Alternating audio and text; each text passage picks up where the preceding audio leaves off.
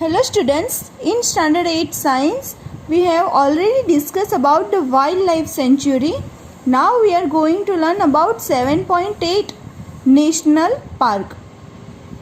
तो माधव जी और चिल्ड्रन सब रोड साइड उन्होंने देखा, on the road side there was another board on which was written Satpura national park. वो लोग जहाँ पे जा रहे थे तब वहाँ पे उन्होंने देखा कि सतपुड़ा नेशनल पार्क वहाँ पे लिखा था. तो चिल्ड्रन जो थे वो बहुत ही एक्साइटेड थे वहाँ पे जाने के लिए.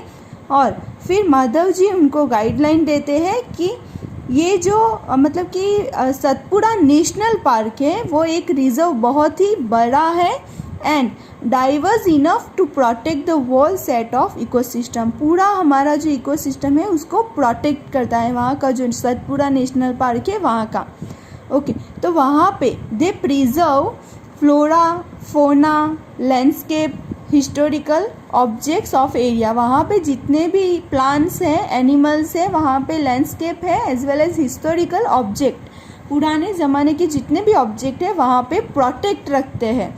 और सतपुड़ा नेशनल पार्क जो है वो first reserve forest of India है, यानी कि सुरक्षित जंगलों में से पहला है. सतपुड़ा नेशनल पार्क जो है वो इंडिया में first reserve of the forest है.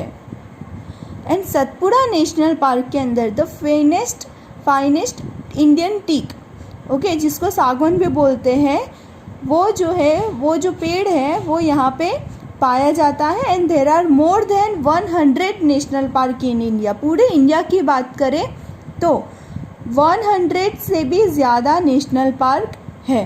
देखो यहाँ पे जो है हमें जो हिस्टोरिकल ऑब्जेक्ट्स के बारे में दिया है, रॉक शेल्टर्स, यानी कि पत्थरों से बना हुआ जो मतलब कि शेल्टर्स होते हैं वो पत्थरों से बने होते हैं, वो यहाँ सतपुड़ा नेशनल पार्क के अंदर है.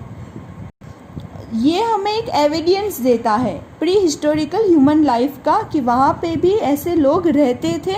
और इससे हमें आइडिया लगता है कि वहाँ के पीपल का जो लाइफ था वो कैसा था. वहाँ पे रॉक पेंटिंग भी है, क्योंकि पत्थरों पे जो पेंटिंग किया जाता है वो भी है.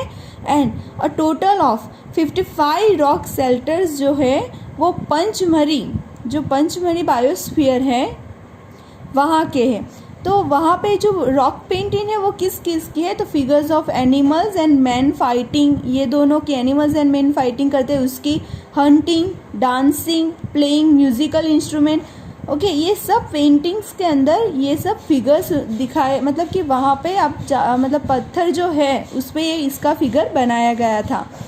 Many tribals still live in this area. और पुराने मतलब पहले से ही ऐसे रहते आए जो लोग होंगे वो अभी भी वहाँ पे रहते हैं.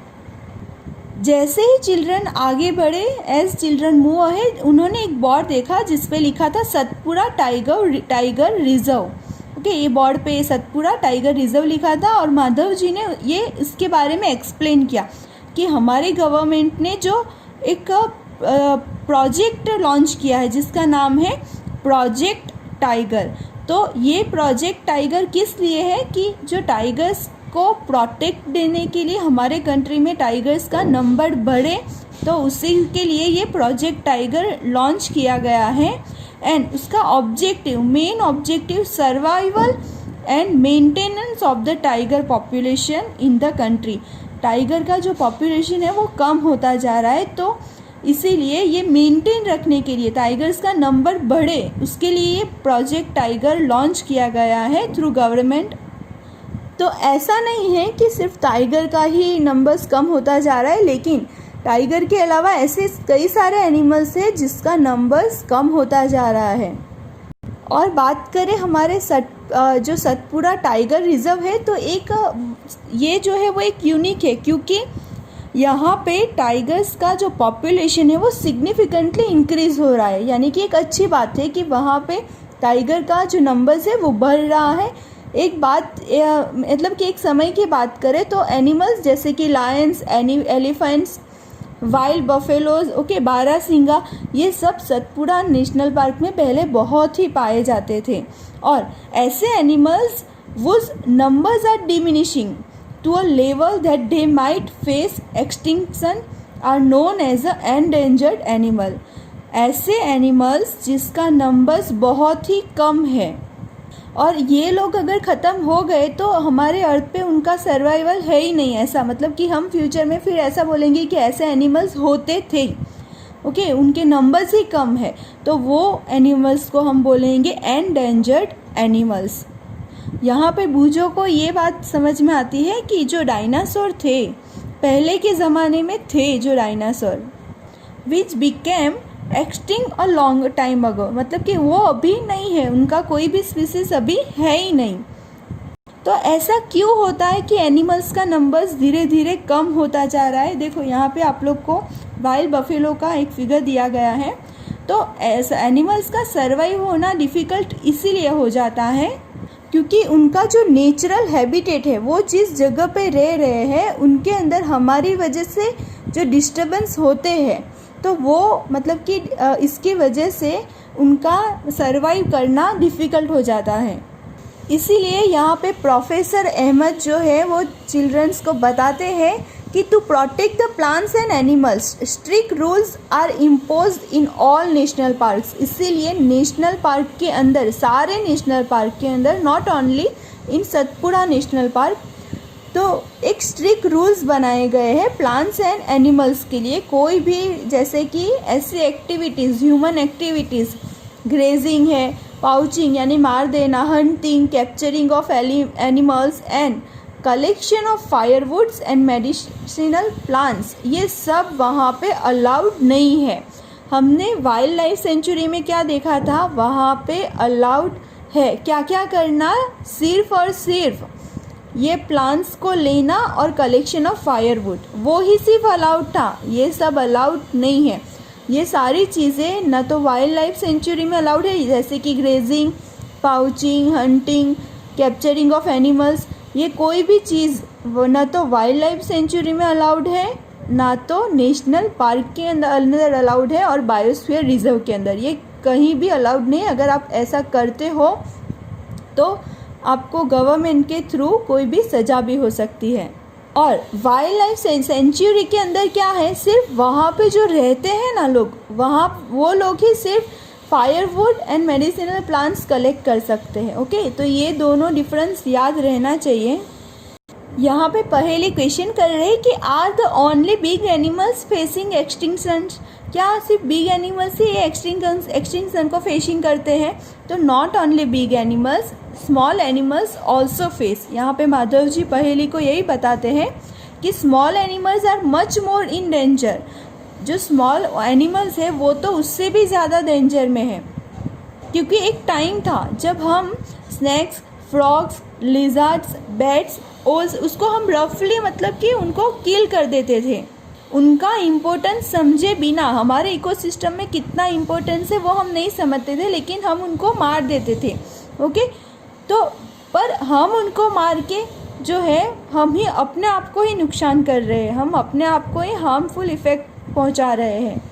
भले वो मतलब उनका साइज़ बहुत छोटा है, लेकिन उनका इकोसिस्टम के अंदर बहुत ही इम्पोर्टेंट है, और ये रोल को हम इग्नोर नहीं कर सकते हैं। एज वेल एज जो फूड चेन बनता है, फूड वेब बनता है, ये बहुत ही इम्पोर्टेंट है। फूड चेन मतलब कि जैसे कि स्मॉल जो छोटे छोटे कीड़े मकोड़े होते हैं उनको फ्रॉग खाता है, और फ्रॉग को स्नेक खाता है। तो अगर फ्रॉग का नंबर ही कम हो गया तो जो छोटे छोटे कीड़े मकोड़े हैं उनको कौन खाएगा, उनके नंबर्स बढ़ते जाएंगे, ओके। स्नेक फ्रॉग को खाता है, तो स्नेक के लिए जो मतलब फ्रॉग को खाता था, तो फ्रॉग का नंबर ही नहीं है, तो स्नेक भी धीरे धीरे कम हो जाएंगे। तो इसका सीधा इफेक्ट इकोसिस्टम पे होता है। तो ये इकोसिस्टम है क्या? Ecosystem is made up of all the plants, animals, microorganisms in the area along with the non-living components such as climate, soil and river deltas।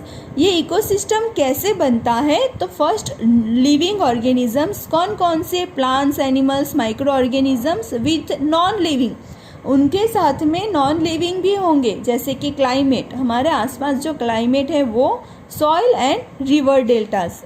यहाँ पे बूझो ऐसा पूछ रहा है कि I wondered if there is any record, कुछ record है ये एंडेंजर्ड स्पेसीज का जो इनका लाइफ मुश्किल में है, ओके।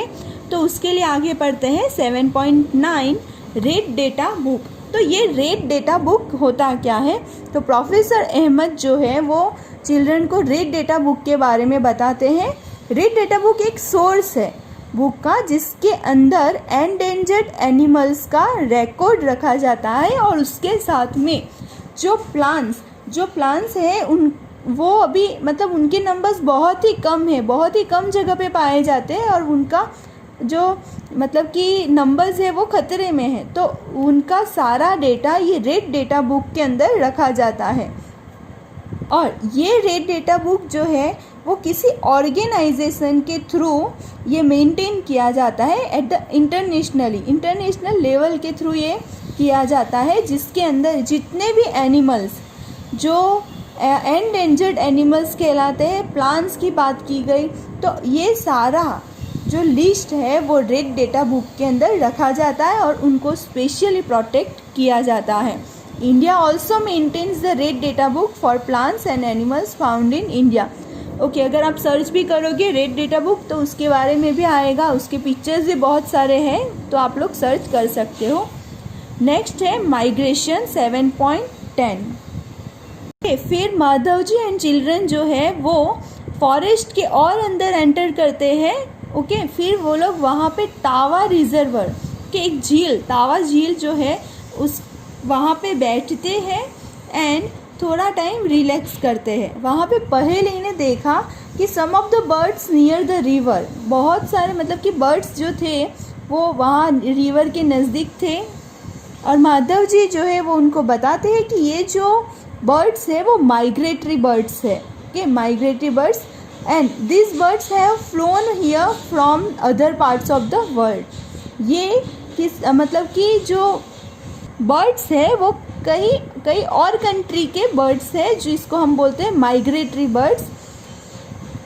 तो ये माइग्रेटरी बर्ड्स क्या करते हैं, वो मतलब कि कहीं किसी और कंट्री के से आते हैं या तो फिर किसी और स्टेट से क्लाइमेट चेंज होने के लिए। ओके, एक पर्टिकुलर टाइम रहता है कि वहाँ का क्लाइमेट चेंज हुआ होगा, तो वो लोग जो उनका क्लाइमेट मतलब कि ये जो माइग्रेटरी बर्ड्स है वो क्या करते हैं कि जैसे कि वो जहाँ पे रह रहे हैं उनका क्लाइमेट अगर हॉट है, बहुत ही गर्मी है वहाँ पे, तो वो लोग क्या करेंगे, जिस रीजन में बहुत ही कोल्ड वेदर है वहाँ पे मतलब कि वहाँ जो हॉट वाला रीजन है वहाँ से जो कोल्ड वाला रीजन है वहाँ तक उड़ के आ जाते हैं और वो एक पर्टिकुलर टाइम के लिए रहते हैं।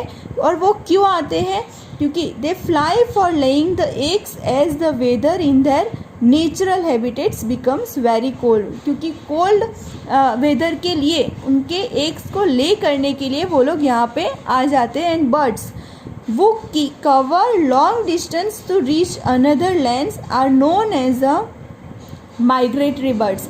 ऐसे बर्ड्स जो इतना मतलब कि लॉन्ग डिस्टेंस कवर करके एक जगह से दूसरी जगह आते हैं उसको हम बोलते हैं माइग्रेटरी बर्ड्स।